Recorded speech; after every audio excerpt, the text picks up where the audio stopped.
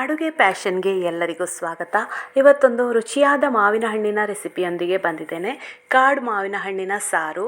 ಇದನ್ನು ನಾವು ಕ್ವಿಕ್ಕಾಗಿ ಮಾಡ್ಕೊಳ್ಬೋದು, ಹಾಗೆ 5 ನಿಮಿಷದಲ್ಲಿ ಮಾಡ್ಕೊಳ್ಬೋದು. ತುಂಬ ರುಚಿಯಾಗಿರ್ತದೆ. ಹೇಗೆ ಮಾಡೋದು ಅಂತ ನೋಡುವ ಬನ್ನಿ.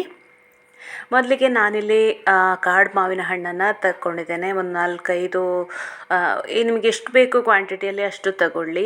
ಮತ್ತು ಮಾವಿನ ಹಣ್ಣು ಅಂತ ಹೇಳಿದರೆ ಎಲ್ರಿಗೂ ಇಷ್ಟನೇ ಅಲ್ಲ, ತುಂಬಾ ಇಷ್ಟಪಟ್ಟು ತಿಂತಾರೆ. ಈ ಕಾಡು ಮಾವಿನ ಹಣ್ಣಿಂದ ನಾವು ಹಾಗೇ ರಸ ಹಿಂಡಿಬಿಟ್ಟು ಜ್ಯೂಸ್ ಮಾಡ್ಕೊಳ್ಬೋದು, ಸಾರು ಮಾಡ್ಕೊಳ್ಬೋದು, ಇನ್ನೂ ಅನೇಕ ರೆಸಿಪಿಗಳನ್ನು ಮಾಡ್ಕೊಳ್ಬೋದು. ಐಸ್ ಕ್ರೀಮಿಗೆ, ಫ್ರೂಟ್ ಸಲಾಡ್ಗೆ ಎಲ್ಲವನ್ನು ಕೂಡ ನಾವು ಮಾವಿನ ಹಣ್ಣನ್ನು ಬಳಸ್ಕೊಳ್ತೇವೆ.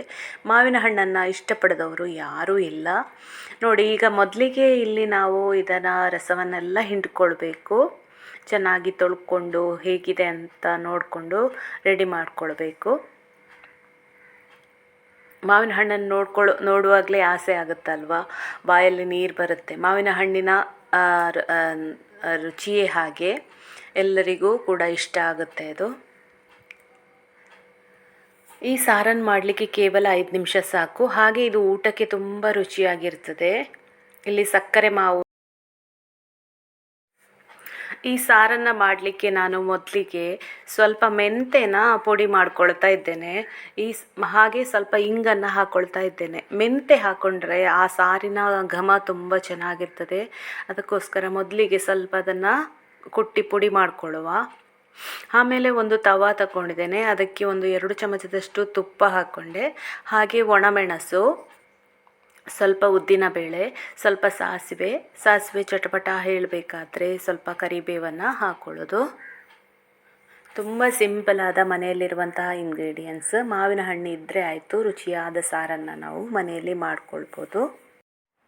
ಒಗ್ಗರಣೆ ರೆಡಿ ಆಯಿತು ನೋಡಿ. ಇಲ್ಲಿ ನಾವು ಆಲ್ರೆಡಿ ಮಾವಿನ ಹಣ್ಣನ್ನೆಲ್ಲ ಸಿಪ್ಪೆ ತೆಗೆದು ರಸವನ್ನು ಹಿಂಡಿ ರೆಡಿ ಮಾಡ್ಕೊಂಡಿದ್ದಲ್ಲ, ಅದನ್ನು ಒಲೆಯಲ್ಲಿ ಇಟ್ಕೊಳ್ಳೋದು. ಈಗ ಅದಕ್ಕೆ ನಾವು ಒಗ್ಗರಣೆ ರೆಡಿ ಏನು ಮಾಡ್ಕೊಂಡಿದ್ದೇವೆ ಅದನ್ನು ಹಾಕ್ಕೊಳ್ಳೋದು. ಚೆನ್ನಾಗಿ ಮಿಕ್ಸ್ ಮಾಡ್ಕೊಳ್ಬೇಕು. ಹಾಗೆ ರುಚಿಗೆ ಉಪ್ಪನ್ನು ಹಾಕ್ಕೊಳ್ಬೇಕು. ಸ್ವಲ್ಪ ನೀರು ಕೂಡ ಸೇರಿಸ್ಕೊಳ್ಬೇಕು. ಸಾರಿನ ಹದಕ್ಕೆ ಬರಬೇಕಲ್ಲ, ಅದಕ್ಕೆ ಎಷ್ಟು ಬೇಕು ಅಷ್ಟು ನೀರನ್ನು ಸೇರಿಸಿಕೊಳ್ಳೋದು. ರುಚಿಗೆ ಉಪ್ಪು, ಹಾಗೆ ಸಿಹಿಗೆ ಬೆಲ್ಲವನ್ನು ಹಾಕ್ಕೊಳ್ಳೋದು. ಬೆಲ್ಲ ಹಾಕ್ಕೊಂಡ್ರೆ ಸಾರು ತುಂಬಾ ಟೇಸ್ಟಿಯಾಗಿರ್ತದೆ. ಮಾವಿನ ಹಣ್ಣಿನ ಸಾರು ರೆಸಿಪಿಗಳಿಗೆಲ್ಲ ಬೆಲ್ಲ ಮೇಯ್ನ್.